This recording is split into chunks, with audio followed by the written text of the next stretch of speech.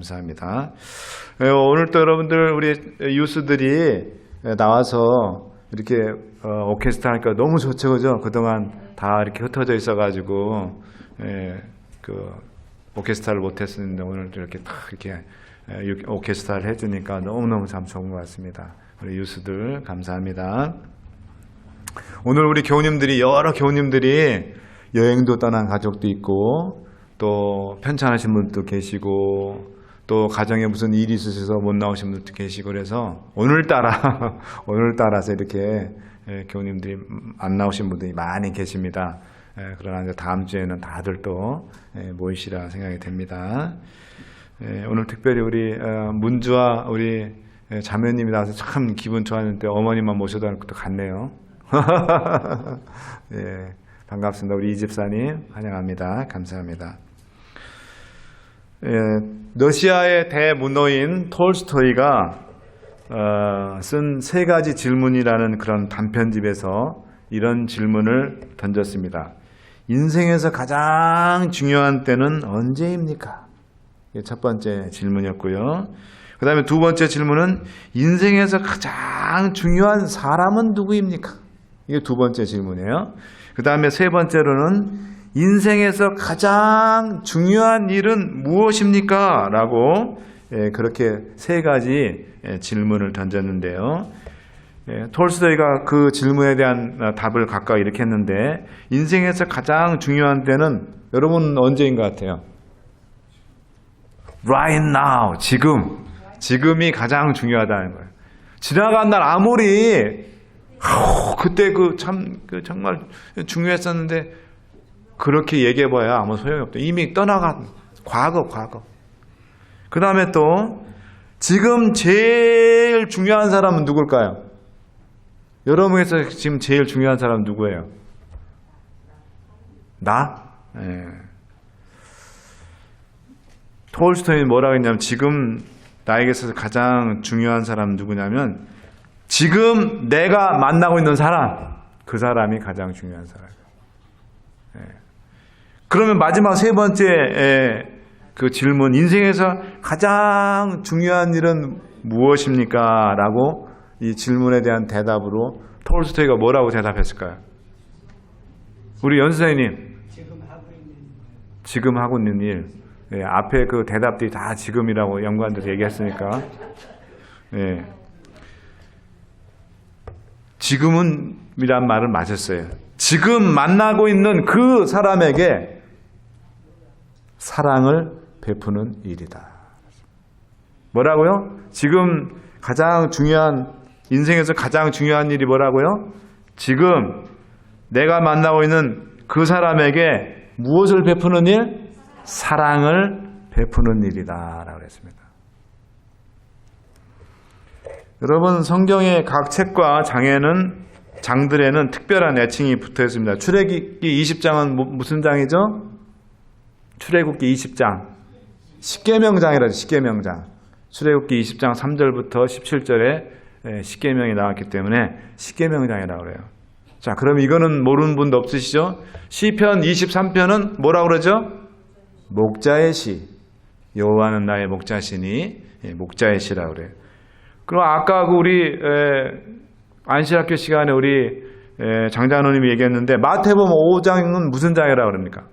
팔복장. 거기 보면은 8가지 복에 대해서 나와 있어요.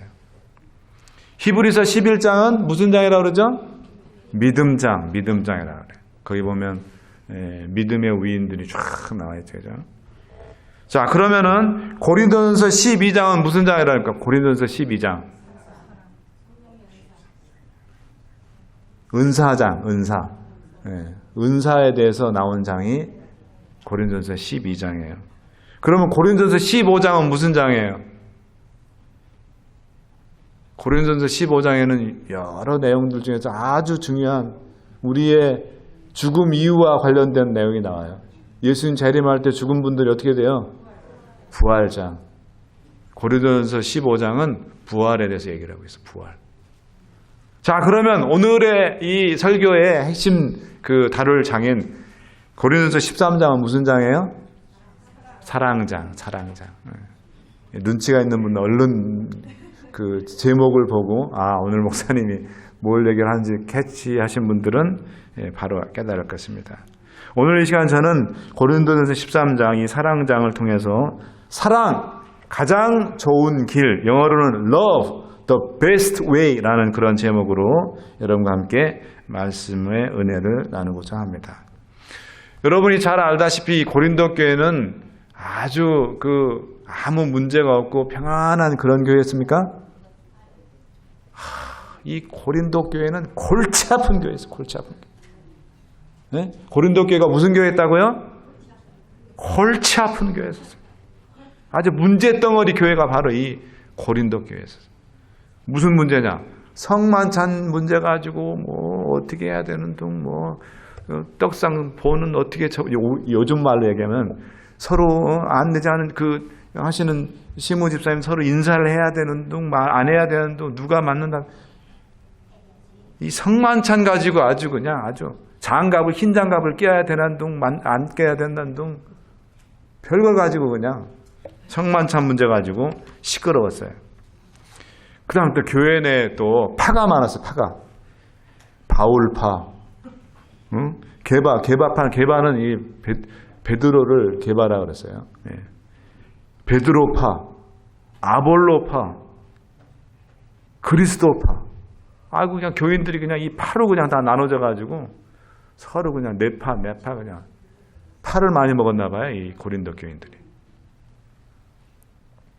그 다음에 또 이 고린도 교회가 아주 성적으로 부도덕한 그런 간음이 아주 그냥 유명했던 그런 교회에서 교인들까지도 그런 영향을 받아가지고 교회 안에서 그냥 이런 문제 가지고 그냥 서로 불거져 가지고 시끄러웠던 그런 이 윤리적인 문제도 있었어요.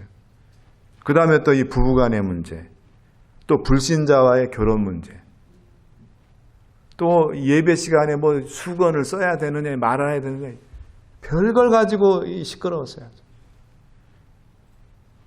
그 다음에 또 영적 은사를 가지고도 시끄러웠습니다.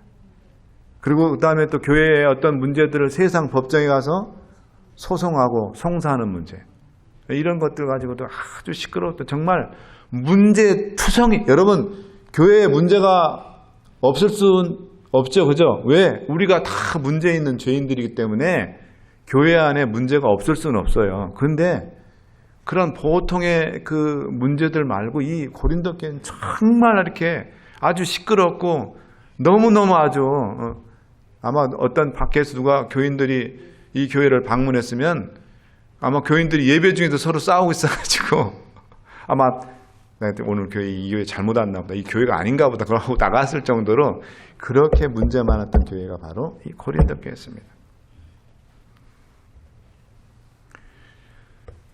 그래서 오늘 이 고린도 13장이 뜬금없이 웬 사랑 타락인가?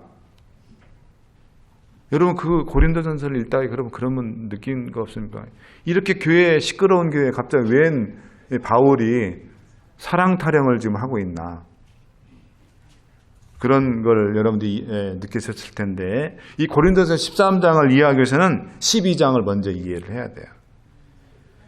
이 고린도전서 12장은 아까 이야기한 대로 다양한 교회 내에 하나님께서는 우리 모두의 각자에게 뭘 주셨다는 거예요? 은사를 주셨다는 거예요. 은사, 영적 달란트. 은사를 한마디로 얘기하면 달란트예요. 달란트. 하나님께서는 각자 다 모두에게 한 사람 각 사람에게 영적 달란트를 다 주셨다는 겁니다. 근데 그 은사를 두고 서로 다투었어요. 특별히 방언하는 은사와 예언하는 은사, 병 고치는 은사, 이런 거를 특수 은사라 그래요. 특수 은사. 스페셜 기프트라 그럽니다. 그래서 그런 은사를 이런 은사가 이 교회에서는 최고다. 그런 은사를 받은 사람들이 그런 은사를 받지 못한 그런 사람들을 업신여기고 믿음이 없으니까 말이야 방언하는 은사도 못 받고 병 고치는 은사도 못 받고 예언하는 은사도 못 받는다고 그렇게 깔보고 무시하고, 그러므로 이런 은사를 받은 우리가 교회의 지도자고 리더다, 이렇게 해서 교회의 주도권을 헤게모니를 쥐고 군림하려는 그런 자세를 가져서 교회가 아주 막 더 시끄러운 거예요. 은사 문제. 이 소식을 들은 이 바울이 멀리서 듣고 안타까운 심정으로 12장에서 은사가 도대체 뭔지, 은사를 하나님께서 왜 사람들에게 주었는지, 그리고 은사의 종류는 무엇인지에 대해서 자세하게 12장에서 먼저 얘기를 했습니다. 그래서 바울은 이 12장에서 말하기를 하나님께서는 모든 성도들에게 똑같이 다 은사를 주셨다. 영적인 달란트를 주셨다. 그 다음에 두 번째, 성부 하나님, 성자 하나님, 성령 하나님께서 하나이듯이 은사도 다양하지만 한 가지 목적을 위해서 은사를 주셨는데 그것은 하나님을 섬기며 복음을 효율적으로 증거하고 봉사하도록 주신 것이 은사다. 내가 이 은사를 다른 사람들 앞에서 높이고 자랑하고 뽐내고 교만하도록 하나님께서 은사 주신 게 아니라는 거예요. 그 다음에 그리스도 안에서 성도가 이 연합할 때, 하나가 될 때 이 은사는 더욱 효율적으로 쓰임받을 수 있다. 그거를 지금 얘기를 하고 있습니다. 그러면서 12장 맨 끝 31절에 오늘의 본문인데요. 이렇게 호소합니다. 다 함께 보겠습니다. 고린도전서 12장 31절을 우리 함께 보겠습니다. 함께 읽겠습니다. 시작. 너희는 더욱 큰 은사를 사모하라. 내가 또한 제일 좋은 길을 너희에게 보이리라 그랬습니다. 여러분, 바울은 고린도 교인들에게 큰 은사를 간절히 사모하라고 호소하면서 동시에 제일 좋은 길을 보여주겠다고 주장합니다. 저는 바울이 말한 이 큰 은사와 제일 좋은 길은 같은 것이라고 저는 봅니다. 바울은 13장에서 그것이 무엇인지 한 장 전체를 통해 설명하는데 그 제일 고린도 교인들이 사모해야 될 이 큰 은사, 제일 좋은 길은 뭘까요? 바로 사랑입니다. 사랑. 제가 대학을 다닐 때 한 번은 총학생회에서 김남조 시인이라는 시인을 초청을 했습니다. 김남조라는 이 시인은 지금 이제 은퇴하시고 계신 분인데 당시에 숙명여대 국문과 교수였었어요. 그분을 이제 모셔다 놓고 강연을 한 적이 있습니다. 이 김남조 시인은 제가 고등학교 다닐 때 국어 시간에 겨울바다라는 우리 엄지연 집사님 생각나요? 안 나요? 이 겨울바다. 겨울바다에 가보았지. 미지의 새 하면서 하는 그 시를 지은 분이라서 익숙한 분이라 국어 시간에 배운 분이라서 강연에 꼭 한번 참석을 좀 해야 되겠다. 강연을 이제 쭉 시작하는데 이분이 아주 인상적인 그 시대, 그때가 90년대 초반이었었는데 90년대 초반에 한국 사회를 이렇게 정의를 하더라고요. 이 시대는 사랑이 메마른 시대다. 그렇게 정의를 내리더라고요. 그래서 속으로 역시 시인이라서 시대를 보는 눈도 역시 시적이구나라고 제가 생각을 했습니다. 세상뿐만 아니라 교회 안에서도 사랑이 점점 메마르고 식어가고 있는 것 같습니다. 고린도전서 13장은 사랑의 본질, 그리고 어떻게 사랑해야 되는지에 대해서 정리를 해주고 있습니다. 고린도전서 13장 이 사랑장을 통해서 오늘 이 시간 여러분과 함께 두 가지 귀한 교훈을 나누기를 원합니다. 첫 번째로 교회의 모든 봉사와 활동의 동기가 무엇이 되어야 된다는 거죠? 사랑이 되어야 된다는 교훈입니다. 우리 다 같이 고린도전서 13장 1절부터 3절까지 있는 말씀을 보도록 하겠습니다. 고린도전서 13장 1절부터 3절 제가 읽겠습니다. 내가 사람의 방언과 천사의 말을 할지라도 무엇이 없으면 사랑이 없으면 소리나는 구리와 울리는 괭과리가 되고 내가 예언하는 능이 있어 모든 비밀과 모든 지식을 알고 또한 산을 옮길 만한 믿음이 있을지라도 무엇이 없으면 사랑이 없으면 내가 아무것도 아니요. 내가 내게 있는 모든 것으로 구제하고 또 내 몸을 불사르게 내어줄지라도 무엇이 없으면 사랑이 없으면 내게 아무 유익이 없느니라 그랬습니다. 이 1절의 방언과 천사의 말, 2절의 예언의 능력과 산을 옮길 만한 믿음, 3절의 구제와 헌신, 이것들은 당시 고린도 교회의 주도적이었던 교인들이 갖고 있었던 은사들로서 그들은 이런 은사를 갖고 은근히 다른 교인들 앞에서 뽐내며 더 나아가 이런 은사를 갖고 있지 않은 다른 교인들을 아주 업신여겼습니다. 그래서 고린도 교회 내 분란이 생겼고 아주 시끄러운 그런 교회가 됐습니다. 여러분, 바울은 이런 은사를 무시하거나 부정하지 않습니다. 단지 이런 은사를 활용함에 있어서 사랑의 동기가 없었다는 것을 강조하고 있는 거예요. 너희들에게 이런 훌륭한 은사들이 있었지만은 그것을 활용하여 또 교회의 여러 활동들에 열심히 참석하고 정말 몸을 불사를 정도로 이렇게 헌신하고 구제 활동도 열심히 하고 그렇게 했지만은 너희들에게 뭐가 없었다는 거예요? 사랑이 없었다는 거예요. 사랑이. 그걸 지금 바울이 지적하고 있는 겁니다. 이 말씀을 오늘 우리들에게 적용하면 이렇습니다. 우리들에게는 비록 지금 여러분 중에 방언하시는 분 계세요? 또 예언하는 은사 가지신 분 계십니까? 제가 한 번은 혹시 여러분 중에서 치유하는 신유의 은사 가지신 분 계세요? 제가 신학과 다닐 때 앞으로 내가 목회를 나갈 건데 하나님께서 나한테 신유의 은사를 좀 주셨으면 좋겠다. 그래서 내가 목회하고 있는 교인 중에서 아프신 분들이 계시면 가서 안수기도 하면 병이 다 나고 그런 좀 은사를 좀 주셨으면 참 좋겠다. 제가 실제로 목회 나와서 제가 지난번에도 말씀드렸지만 목회하면서 제일 답답할 때가 뭐냐면은 우리 사랑하는 교인들이 병에 걸려가지고 힘들어하실 때 이 목사가 아무것도 해줄 수 없다는 게 너무 힘든 거예요.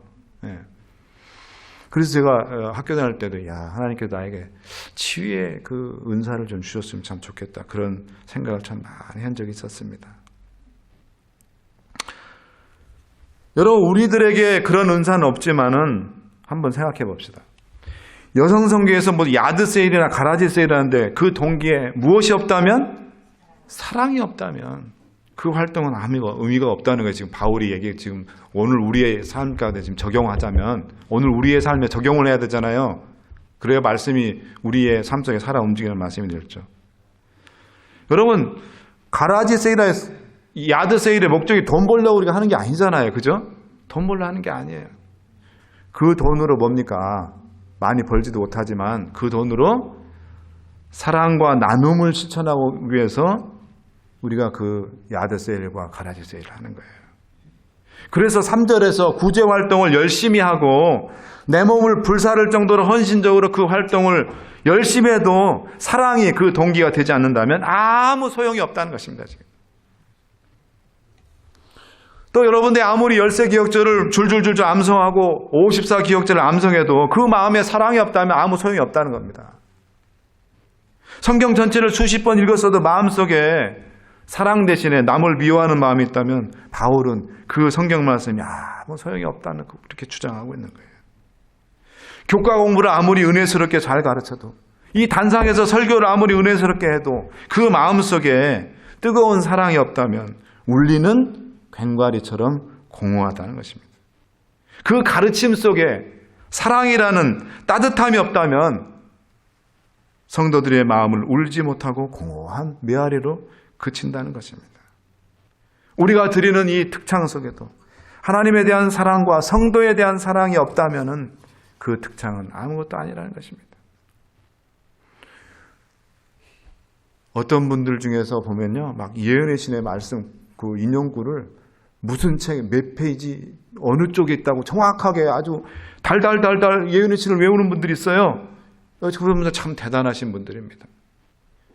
그런데 그 귀한 예언의 신의 말씀을 가지고 남을 공격하고 비난하는데 예언의 신을 쓴다면 그것은 아무것도 아니라는 거예요. 한낱 자기 지식 자랑에 불과하다는 것입니다. 마음속에 하나님에 대한 사랑과 상대방을 생각하고 배려하고자 하는 마음이 있는 분들은 예언의 신의 말씀이나 성경 말씀 그렇게 쓰지 않습니다. 다른 사람을 비난하는 대신에 그 말씀을 가지고 용기를 주고 격려하고 희망을 주는데 하나님의 말씀과 예언의 신의 말씀을 씁니다. 제가 신학과 2학년 때 직접 겪은 일을 여러분에게 좀 말씀을 드리겠습니다. 역시 여러분 중에서 혹시 좋으시는 분도 있을 것 같아서 말씀을 좀 드립니다. 2학년 1학기 때 제가 개인전도법과 공준전도법이라는 수업을 들었습니다. 신학생이라면 무조건 의무적으로 다 들어야 됩니다. 개인전도 수업은 한 달 정도는 학교 교정에서 교실에서 이론 수업을 하고 나머지 2달 반은 이제 삼력대학교 주변에 지역교회 구역반에 파견되어서 직접 구역반을 운영하고 구도자를 가르치는 실습이 이어지는 과정이 있습니다. 그리고 마지막으로 구역반들을 그 구도자 포함해서 전부 데리고 이제 6월 달에 공준전도가 있었어요. 그래서 거기에 다 데리고 와서 마지막 일주일 전도회 하는데 참가하는 그런 프로그램이었습니다. 근데 제가 배정받은 데가 이제 뭐냐면 미아리 근처 달동네인 월곡동이라는 데가 있습니다. 월곡동. 저는 미아리하고 참 인연이 참 많은 것 같아요. 제가 목회 나오려고 그러는데 우리 신학생들이 목회를 하려면 250시간의 문서전도를 의무적으로 해야 돼요. 그 1월, 12월 뭐하고 1월 달 그 추울 때 그 한마는 미아리 고개 거기를 친구와 같이 그 추운데 달달달달 떨면서 이제 문서전도를 캔버싱, 문서전도가 캔버싱입니다. 문서전도를 했는데 정말 힘들었어요. 그 추울 때. 그런데 제가 이 개인전도 그거 할 때도 제가 배정받은 교회가 지금은 거기가 엄청 발달돼 가지고 아파트 다 올라가고 달동네도 싹 다 없어졌어요. 근데 그 당시에는 달동네였습니다. 언덕에 완전히 그냥 판잣집들 막 이렇게 있었고 공중 화장실 있고 그런 데였었습니다. 그 월곡동 교회의 한 구역반을 맡았는데 그 구역반이 어디였었냐면 정릉에 있었습니다. 정릉은 좀 좋은 동네잖아요. 정릉 근처 북악 스카이웨이가 있고 그다음에 또 평창동이 거기 있고. 근데 매주 목요일 저녁에 이제 정릉에서 모였는데, 근데 그 구역반에 이 구역 식구들이 지극정성을 들이는 한 구도자가 있었는데 이분이 뭐냐면 순복음교회 집사님이었어요. 근데 구역반 집사님이 이제 제가 전도사님이 오셨다 해가지고 엄청 기대를 갖고 대하셔가지고 제가 신학과 2학년이 뭘 합니까? 학생 전도사인데 갔는데 신출내기인데 뭐 저한테 기대를 너무너무 많이 하시는 거예요. 부담이 너무 많이 갔습니다. 수업 들으랴 학교 도서관에서 아르바이트 하랴 엄청 바빴지만 매주 목요일 저녁에 있는 정릉 구역반 식구들 위해서 성경 공부를 정말 열심히 기도하면서 잘 준비를 했어요. 매주 갈 때마다 이제 그 순복음교회 집사님이 참석하셨고 열심히 성경 공부를 하셨어요. 근데 집사님이 전사님 우리 순복음교회에서 이런 말씀 한 번도 들어보지 못했어요. 성경에 이런 말씀도 있었네요. 새로운 말씀 또 은혜가 넘치는 말씀들 배워서 너무 좋다는 거예요. 기분이 좋더라고요. 그래서 가르칠 때마다 이 집사님 마음에 하나님 진리가 들어가고 성령께서 이 집사님의 마음을 움직여서 진리의 백성이 되도록 제가 그렇게 기도하면서 성경 공부를 하셨습니다. 구역반이 이제 거의 끝나가고 제가 이제 이 집사님에게 집사님 다음 주에 특별한 강사분이 인도하시는 예언전도회가 도봉구민회관, 그 당시 도봉구민회관이 있었습니다. 거기에서 있으니까 참석하시면 좋겠습니다. 그랬더니 전사님 제가 당연히 참석하겠습니다. 참석을 하셨어요. 매일 밤마다 참석했습니다. 그러면서 이제 예언전도 세미나 시간에 이제 영혼불멸이 잘못됐다는 그런 내용도 성경으로 다시 배우게 되고 안식일 진리에 대해서 다시 공부를 하는데 이렇게 가만히 보니까 집사님이 막 고민하는 그런 흔적이 얼굴에서 막 보이는 거예요. 그래서 이 강사 목사님이 얘기하는 거에서 고개를 끄덕끄덕하고 무릎도 치기도 하고 이제 목요일부터 이제 결심에 들어가잖아요. 이제 호소하는 시간이 이제 들어가잖아요. 우리 강사 목사님이 이제 마지막에 여러분 중에서 예수 그리스도 앞에 진리의 백성이 되길 원하시는 분들 이제 결심서 다 나눠지고 체크하는 게 있잖아요. 그때 제가 막 가슴을 졸이면서 더 기도를 했어요.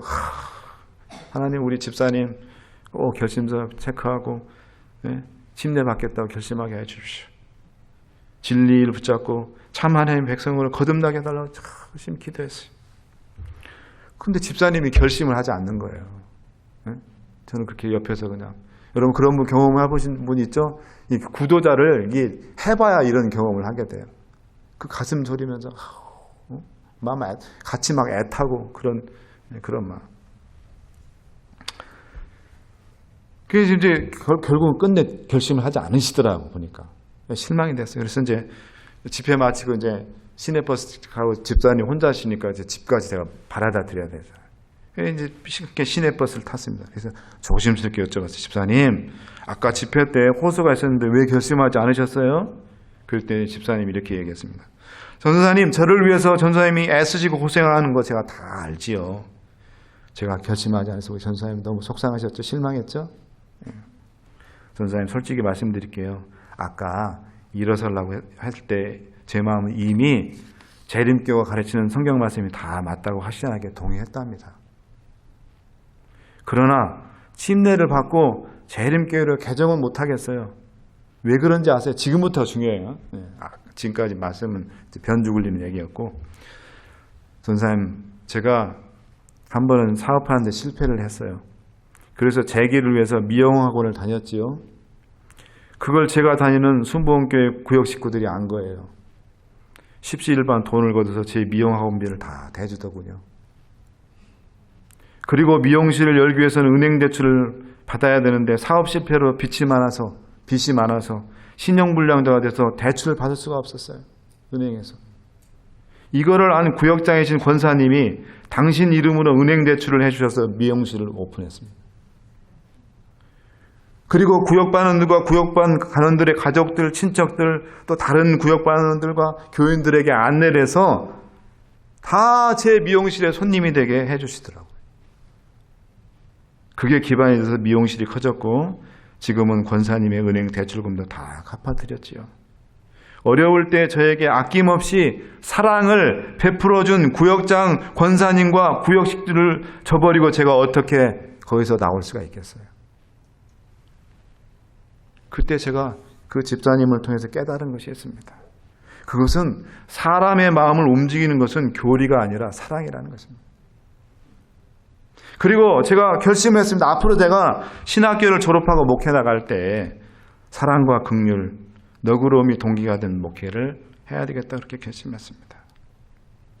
신학과 4학년 때 이제 제가 학생 전사로 섬기던 교회 한 장로님께서 저에게 이런 말씀을 해주셨습니다.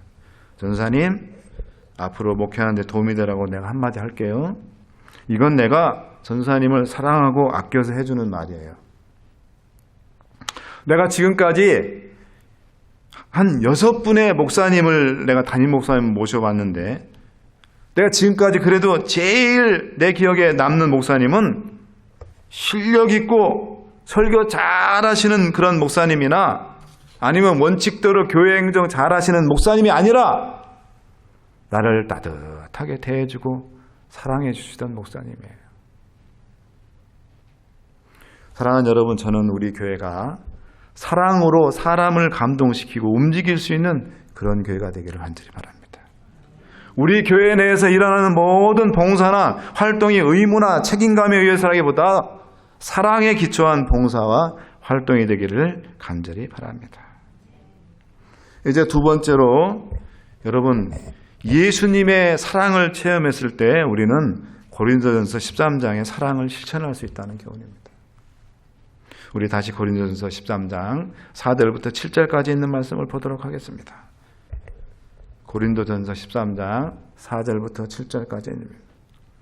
사랑은 오래 참고 사랑은 온유하며 투기하는 자가 되지 아니하며 사랑은 자랑하지 아니하며 교만하지 아니하며 무례히 행치 아니하며 자기의 유익을 구치 아니하며 성내지 아니하며 악한 것을 생각지 아니하며 불의를 기뻐하지 아니하며 진리와 함께 기뻐하고 모든 것을 참으며 모든 것을 믿으며 모든 것을 바라며 모든 것을 견디니라. 여러분, 사도 바울은 4절부터 7절에서 우리가 어떻게 사랑해야 되는지, how to love, 우리가 어떻게 사랑하는지, 그 사랑하는지에 대해서 구체적으로 언급을 했습니다. 저는 여러분들에게 이 4절부터 7절에 나오는 사랑이라는 단어에 이 단어 대신에 여러분의 이름을 넣고 한번 읽어보세요. 소리를 넣고. 네? 여러분이 조용히 지금 저 사랑은 오래 참고에 사랑 대신에 우리 정은수님 같으면 정은수는 오래 참고 정은수는 온유하며, 네? 이렇게 한번 넣어보셔서 사랑 대신에 자기의 이름을 넣고 한번 조용히 여러분 읽어보세요.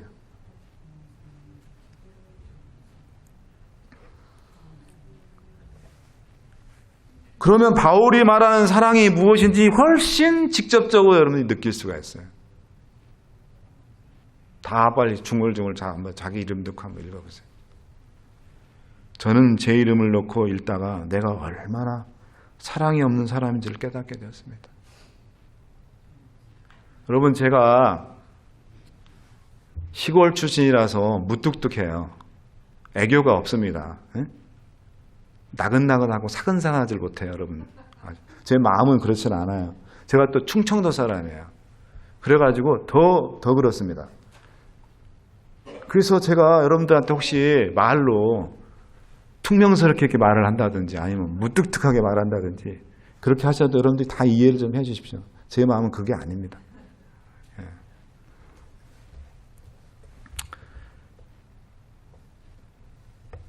어떤 부분에서 제가 도저히 실천할 수 없는 부분이 있다는 걸 제가 깨달았어요.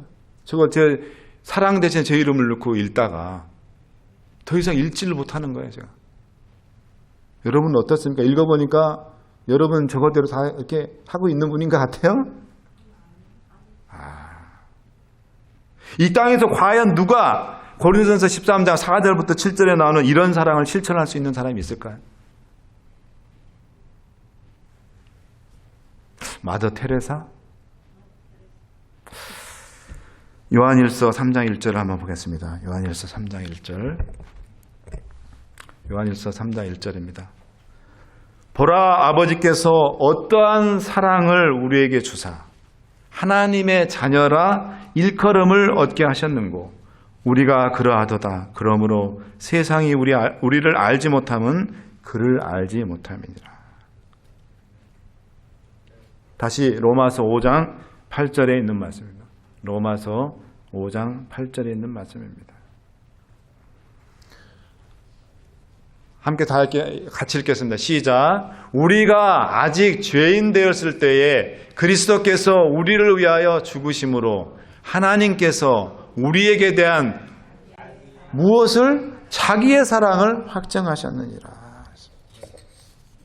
바울이 고린도전서 13장에서 말한 사랑을 실천할 수 있는 유일한 길이 있는데 그것은 예수 그리스도의 죽으심을 통해 보여주신 아버지 하나님의 사랑을 경험하는 겁니다.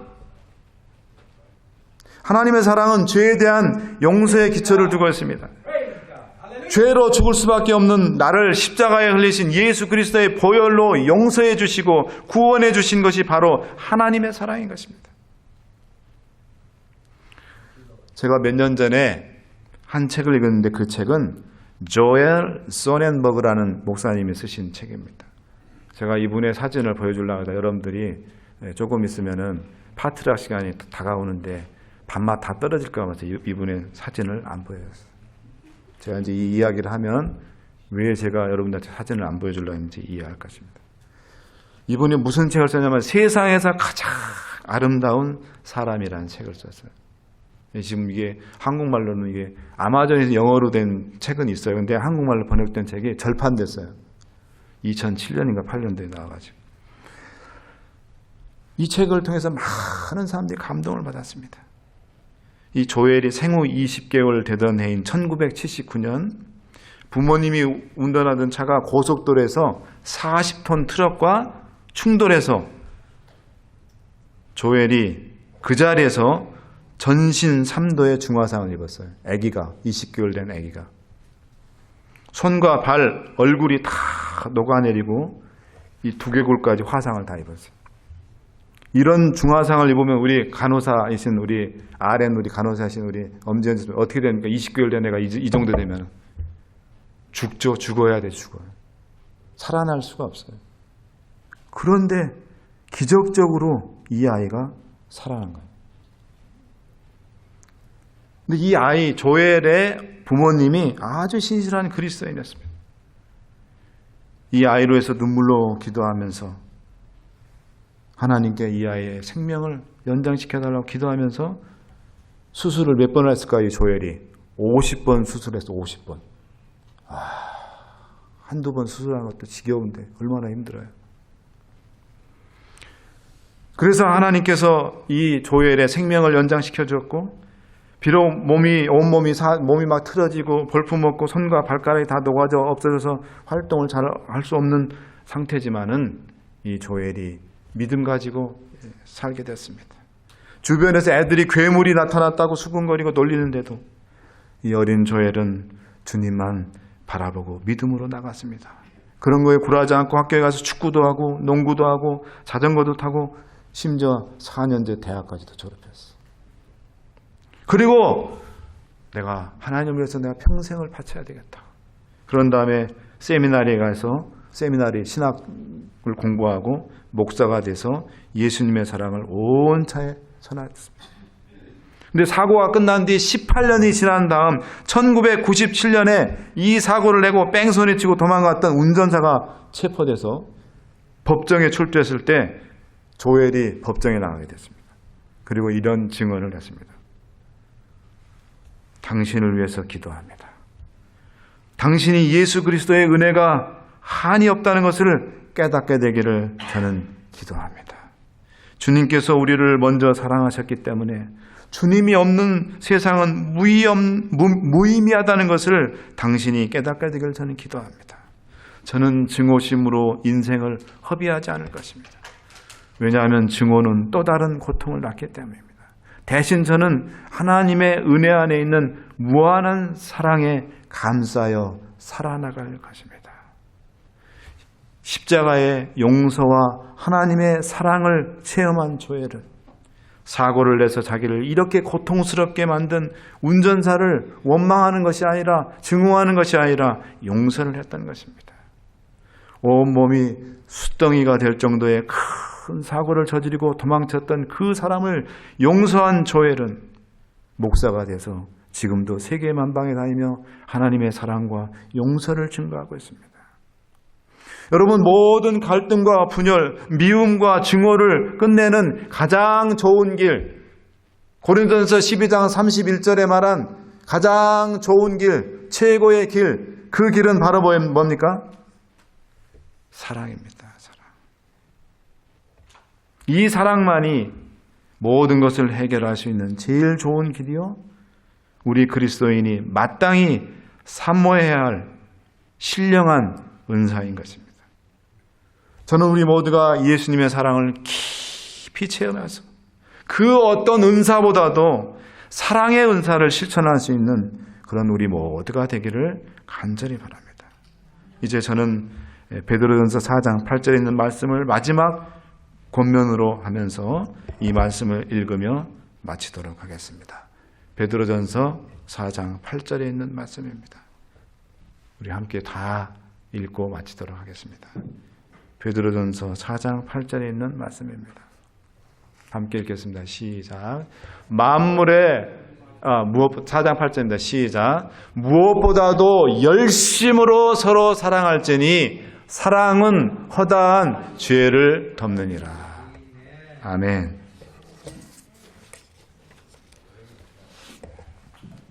없습니다. 저희들의 그 죄, 죽을 수밖에 없는 저희들의 죄를 다 용서해 주시고 십자가에 설리신 그 보혈로 우리들에게 구원의 은혜를 베푸실 정도로 그렇게 저희들을 사랑하신 그 주님의 사랑을 생각할 때마다 저희들은 그저 감사하고, 그렇게 살지 못한 저희 자신들이 너무 부끄럽고 어찌할 바를 모를 때가 참 많습니다. 오 아버지, 우리의 마음 가운데 늘 십자가의 사랑이 차고 넘치게 하여 주시고 그 사랑을 다른 사람에게 나눠줄 수 있는 그런 저희들, 또 우리가 하는 모든 일에 그 십자가의 사랑이 동기가 되고 원인이 되게 하여 주시옵소서. 그래서 많은 사람들을 감동시키고 사람들을 움직일 수 있는 그런 사랑의 사람으로 되게 하여 주시옵소서. 이제는 그렇게 살기로 결심한 이 자리에 머리 숙인 주의 사랑하는 백성들과 또 여러 이유로 오늘 이 자리에 참석하지 못했지만 주중에 이 말씀을 들을 주님의 백성들을 위해 우리 아버지 하나님의 다함없는 은혜와 예수 그리스도의 사랑과 성령 하나님의 감동 감화하심이 이제로부터 영원히 함께해 주시기를 예수님의 이름으로 축원하옵나이다.